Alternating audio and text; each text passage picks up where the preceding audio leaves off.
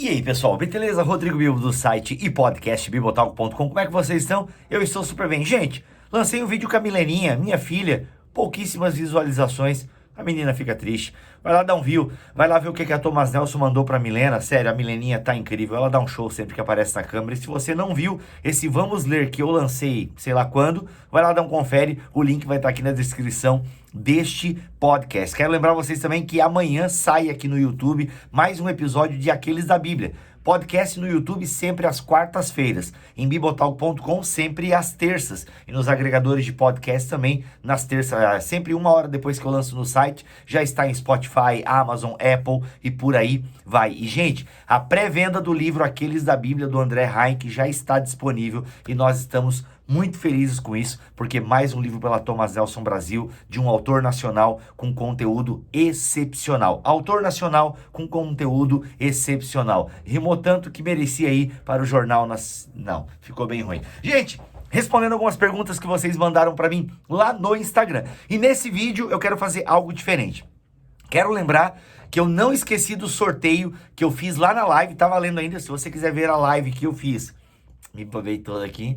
E essa parte ia ser cortada se tivesse edição, mas não tem edição porque o meu editor está trabalhando no curso que eu vou lançar em abril, a EBT, a Escola Bibotalk de Teologia, então se prepare. Mas eu não esqueci do sorteio, tá bom? Que eu fiz lá numa live indicando livros para materiais de grupo pequeno. Eu não esqueci que eu vou fazer um sorteio lá. Se você quiser, ainda dá tempo de participar. Assiste a live lá e vê como participar do sorteio. E eu quero agora dizer o seguinte, você pode fazer a sua pergunta no comentário deste vídeo que eu respondo semana que vem ou ainda essa semana. Vamos lá. Respondendo algumas perguntas. O falar em línguas foi um dom que existiu em determinado contexto em línguas nativas? Se eu entendi a pergunta, a pessoa está querendo saber se o dom de línguas, quando existiu, ele foi uma língua nativa, uma língua que já existe. Bem, nós temos no relato de Lucas, em Atos, dois casos. Nós temos o caso de manifestação xenolálica, ou seja, uma manifestação de uma língua já existente, tanto que isso é muito claro lá em Atos capítulo 2. A galera, o que esse pessoal está falando no nosso idioma ali? Ainda que alguns ali vão dizer, tá, é uma teoria interessante, eu não descarto ela, que na verdade, aquelas pessoas lá em Atos capítulo 2 falarem línguas estranhas, ou seja, uma glossolalia, uma língua desconhecida, e os ouvintes ouviram no seu idioma. Então, não foi só um milagre na fala, houve também um milagre na audição. O Rodman Williams defende essa ideia, eu confesso que eu acho interessante, mas eu fico com a maioria que diz que em Atos capítulo 2 nós temos uma manifestação xenolálica, ou seja, idiomas reconhecidos pela humanidade. Mas a Bíblia fala, principalmente na teologia de Paulo, de línguas desconhecidas, ou seja, uma manifestação glossolálica. E em Lucas também dá a entender que há manifestação glossolálica pela incompreensão do momento. Mas trazendo aqui para uma teologia macro, né, não ficando só na teologia de Lucas, nem só na teologia de Paulo, mas considerando todo o Novo Testamento, e até mesmo, se a gente considerar a história do movimento pentecostal, a gente percebe essas duas manifestações acontecendo nos casos relatados. Se a gente pega a própria Rua Azusa, que foi o grande estopim do movimento pentecostal para o mundo, ali a gente tem manifestações xenolálicas, né, existem relatos de pessoas que vieram de outro país e de repente receberam profecias no seu idioma, ou pessoas falando em língua e alguém fala assim, nossa, eu não sabia que aquela mulher sabia falar turco, ela está contando toda a minha vida ali naquele canto, assim, uma coisa muito aleatória. E, contrapartida também, várias manifestações glossolálicas, algumas com interpretação, outras sem interpretação. O dom de línguas é um dom que ainda existe. Eu não sou cessacionista, sou continuista. Acredito que Deus ainda pode dar esse dom àqueles que buscarem. No entanto, sigo o conselho do apóstolo Paulo, não incentivo tanto o busco.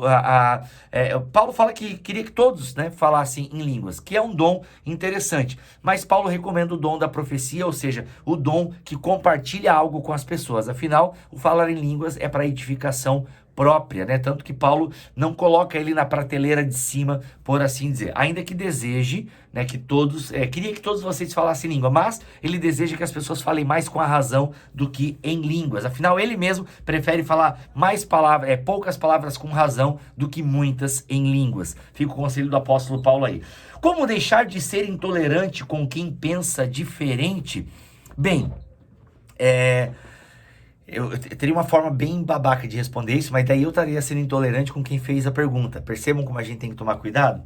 É igual perguntar esse dia ao pastor Lipão. Pastor Lipão, é pecado ficar com raiva de quem fica perguntando se tudo é pecado? Tipo, pastor Lipão, cara, amadurece. Tu tá cometendo o mesmo erro que tá condenando, né? Mas assim, gente, mas no fundo a pergunta é legal, porque eu já tive a fase da intolerância. É muito comum, quando nós estudamos teologia, achar todo mundo meio burro, a igreja tá toda errada, vamos reformar isso aqui, eu não tenho mais paciência com quem acredita em sonho dos anjos e essa coisa toda, né? Eu não acredito muito nessas coisas, blá, blá, blá, blá. Então, assim, bem, como deixar de ser intolerante? A primeira é seguir o conselho do apóstolo Paulo a Timóteo. Olha, trata com mansidão. Trata com mansidão aqueles que se oporem a você. Paulo também vai falar aos Gálatas, olha, se alguém tropeçou e caiu, vai lá e ajuda, no sentido de que a gente precisa ter uma compreensão com aqueles que são mais fracos do que a gente em relação a algum assunto. A pessoa até pode ser mais forte na fé, mas ela pode ser fraca em alguns assuntos teológicos em que você tem mais clareza. Então, respira fundo, saiba que você já passou por essa fase também e ajude as pessoas a melhorar. Então esse é um cenário, né? Como deixar de ser intolerante com quem pensa diferente, respeitando e ajudando a pessoa a compreender melhor. Agora pode acontecer que a pessoa pensa muito diferente de você, ela pensa uma heresia, sei lá, ela acredita em determinado profeta ou ela gosta de determinado pregador no YouTube e você acha que aquilo é uma heresia, um absurdo e a pessoa nem quer te ouvir. Então simplesmente respeite a postura da pessoa. Respeite, saiba que as pessoas não vão pensar igual a você, existem diversas correntes teológicas na igreja, umas são mais adequadas com a tradição, outras nem tanto, outras são heresias. Então, bem, como deixar de ser intolerante? Você pode simplesmente respeitar a opinião da pessoa e não concordar com ela. E talvez a intolerância aí nem entre na jogada, entendeu? Mas respeitar a opinião dos outros, inclusive defender a opinião dos outros. Sabe que essa parte ia ser cortada e ia editada. Olha só como é que seria com a edição. Eu paro. Na verdade, você deve defender o direito do outro ter opinião. Nesse sentido, até alguém perguntou na minha caixinha de lá do Instagram se a gente deveria defender o direito das outras religiões.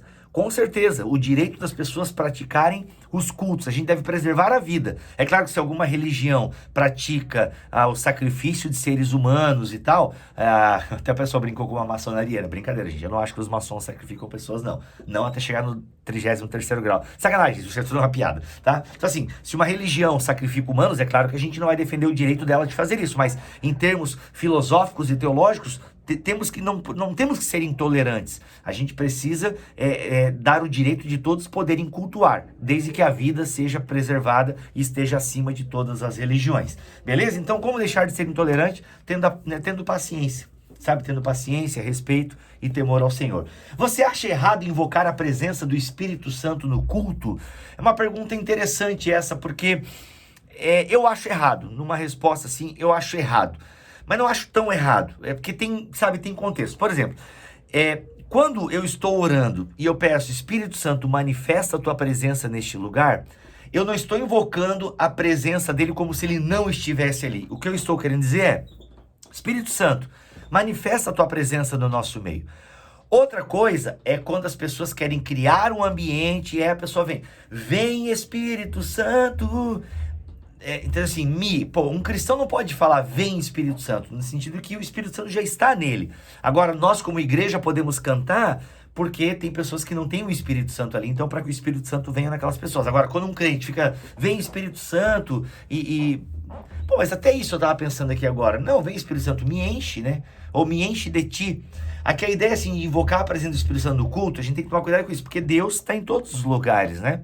Agora, invocar a presença de Deus para que ele se manifeste, eu acho ok. Agora, um erro que a gente comete muitas vezes é achar que pelo nosso tom de voz, pela nota musical, pela quantidade de vezes que a gente repete um refrão, o Espírito Santo vai se manifestar. Então meio que a gente usa o Espírito Santo como uma força, manipulação de uma ideia, de uma força e por aí vai. Bem, isso daí não é muito legal. A gente não pode manipular o Espírito Santo para que ele manifeste a sua presença e faça o que a gente quer, na hora que a gente quer. Isso não é muito legal não, tá? Mas a pergunta também nem era essa. E aí, o que você acha? Dá pra gente invocar a presença do Espírito Santo no culto? Qual é a sua opinião sobre sobre isso. Deixa a sua pergunta que eu respondo ainda essa semana, se ele quiser e assim permitir. Já sabe, se curtiu o vídeo, chega no comentário aleatório. Bem, se você viu até aqui, né, vai já dando joinha aí, se inscreve no canal se você gostou desse vídeo e tem mais ainda essa semana, se ele quiser assim permitir. Fiquem todos na paz do Senhor Jesus. Valeu!